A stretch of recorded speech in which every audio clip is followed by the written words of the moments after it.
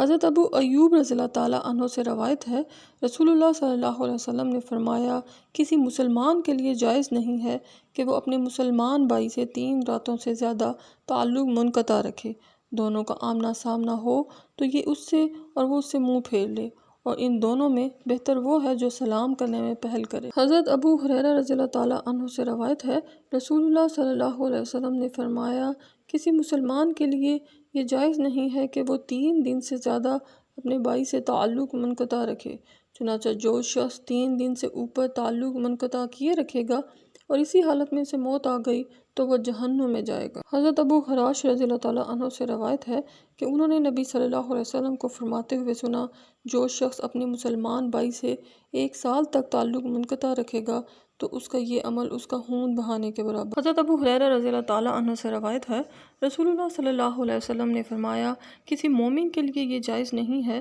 کہ وہ کسی مومن سے 3 دن سے اوپر تعلق منقطع رکھے۔